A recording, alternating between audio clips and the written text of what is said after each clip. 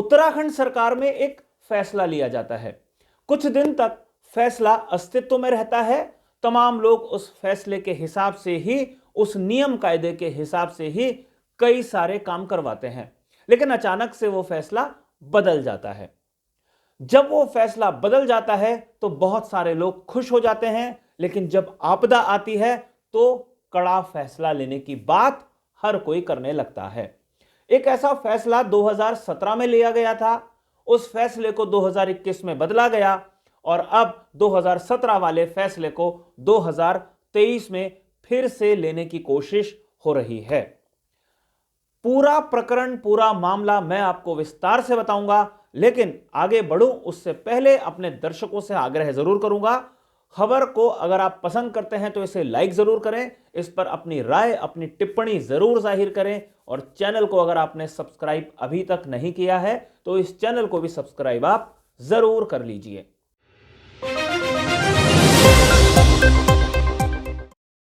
नमस्कार, मैं हूं मनमोहन भट्ट।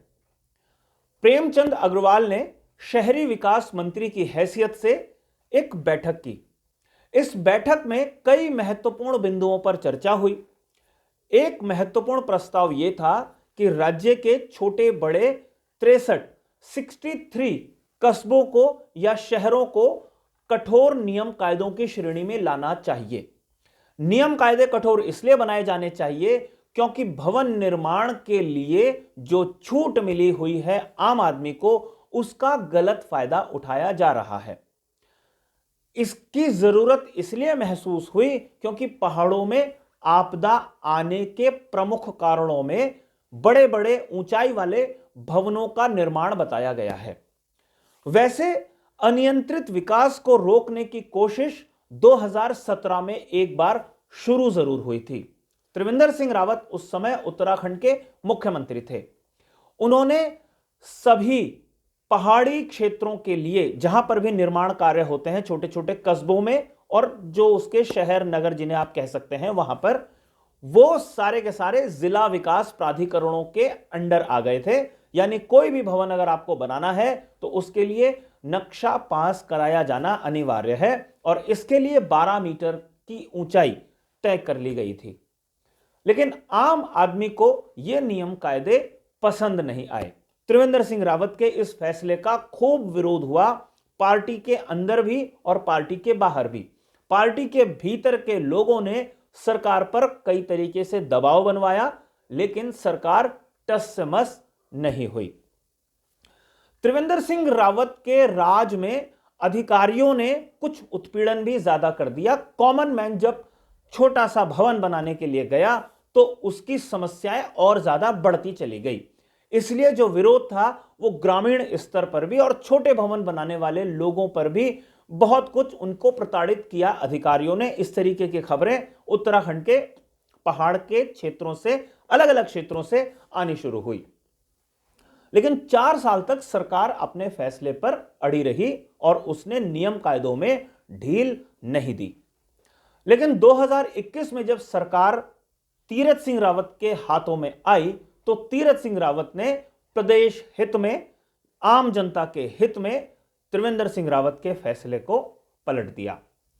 वैसे एक सामान्य परिपाटी यह है भी कि अपने से पहले के बड़े नेता के, बड़े मंत्री के, बड़े मुख्यमंत्री के फैसलों को बदला ही जाता है। वो बदलाव तीरथ सिंह रावत ने कर दिया और इसके बाद एक खुली छूट किसी भी तरीके के भवन निर्माण की आम आदमी को पूरे पहाड़ भर में मिल गई। हालांकि हरिद्वार रुड़की विकास प्राधिकरण है, मसूरी देहरादून विकास प्राधिकरण है, नैनीताल में भी विकास प्राधिकरण के अंडर में ही काम होते हैं, वहां नक्शे पास करने की एक प्रक्रिया है। इसके अलावा छोटे बड़े करीबन 18-19 टाउन है जहां पर नक्शे पास कराने के लिए नियम कायदे हैं, लेकिन बाकी पूरे पहाड़ भर में छोटे छोटे कस्बों में, गांवों में कोई नियम कायदा नहीं है। लेकिन अब इन नियम कायदों की आवश्यकता महसूस होने लगी है और सरकार बहुत गंभीरता के साथ छोटे बड़े 63 नगरों को, उपनगरों को, कस्बों को, जो भी आप इनका नाम दे दीजिए, वहां पर यह नियम कायदे कठोरता के साथ लागू करने की तैयारी कर रही है। यानी त्रिवेंद्र सिंह रावत के कड़े फैसलों को जो तीरथ सिंह रावत ने वापस कर दिया था, उन फैसलों को एक बार फिर से, यानी त्रिवेंद्र सिंह रावत के फैसले को एक बार फिर से पुष्कर सिंह धामी की सरकार लागू करने जा रही है।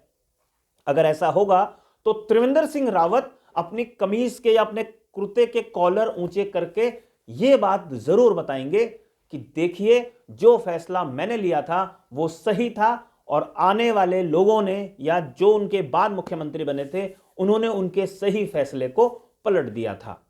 अब एक फैसला बदला जाता है तो एक के कॉलर तो खड़े होंगे और दूसरे को बैकफुट पर आना पड़ेगा। तीरथ सिंह रावत बैकफुट पर जरूर आएंगे, लेकिन तीरथ सिंह रावत से सवाल पूछेगा कौन, क्योंकि वो तो सिर्फ 3-4 महीनों के ही मुख्यमंत्री थे।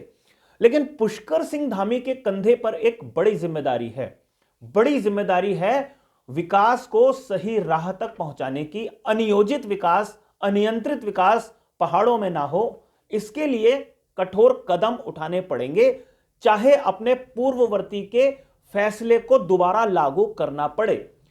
आवास विभाग के मंत्री प्रेमचंद अग्रवाल ने अपने सचिवों के साथ, अधिकारियों के साथ मिलकर एक खाका खींच लिया है। अब यह देखना काफी महत्वपूर्ण होगा कि किस तरीके का मास्टर प्लान बनाया जाता है।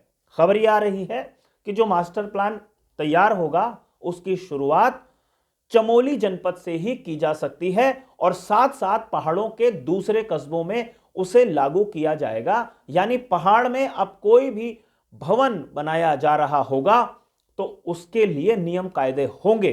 अधिकारियों को, प्राधिकरणों को उन नियम कायदों को देखकर ही प्रस्ताव को या नक्शों को पास करना होगा।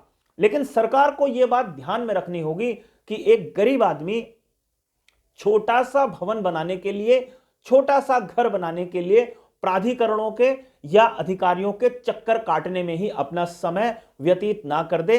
इसलिए जो नियम कायदे बनाए जाएंगे वो इस तरीके से डिजाइन हो कि बड़े भवनों के निर्माण पर रोक जरूर लगे, लेकिन जो व्यक्ति छोटे भवन, छोटा घर बनाने की कोशिश कर रहा होगा वो हताश ना हो, उसे पूरा सहयोग अधिकारी या प्राधिकरण करें। क्योंकि ज्यादातर लोग छोटे भवन बनाते हैं। छोटे मोटे भवन बनाने के लिए बड़ी अड़चन अगर आती है तो निराशा का माहौल बनता है और विरोध तभी ज्यादा होता है, और शायद वो विरोध त्रिवेंद्र सिंह रावत का तभी ज्यादा हुआ था। अब यह देखना पुष्कर सिंह धामी का काम होगा कि वो किस तरीके की पॉलिसी बनाते हैं। बड़े भवन बनाने वालों के लिए क्या नियम कायदे होंगे और छोटे भवन बनाने वालों को कितनी सहूलियत मिल सकेगी, इसका खास ध्यान रखा जाना चाहिए। और यह देखना काफी महत्वपूर्ण होगा जो पॉलिसी आएगी किस तरीके से वो इंप्लीमेंट होगी और उसका क्या फायदा भविष्य में पहाड़ को, पहाड़ के लोगों को मिलता हुआ दिखाई देगा। साथियों, अभी की रिपोर्ट के लिए फिलहाल इतना ही। अगली रिपोर्ट में फिर मुलाकात होगी, लेकिन जाने से पहले आग्रह जरूर करूंगा, खबर पसंद आई हो तो इसे लाइक जरूर कीजिए, इस पर अपनी राय, अपनी टिप्पणियां जरूर कीजिए, और चैनल को अगर आपने अभी तक सब्सक्राइब नहीं किया है या चैनल पर अगर आप नए हैं तो इसे सब्सक्राइब जरूर कर लीजिए। अगली रिपोर्ट में फिर मिलेंगे, तब तक के लिए इजाजत दीजिए। नमस्कार।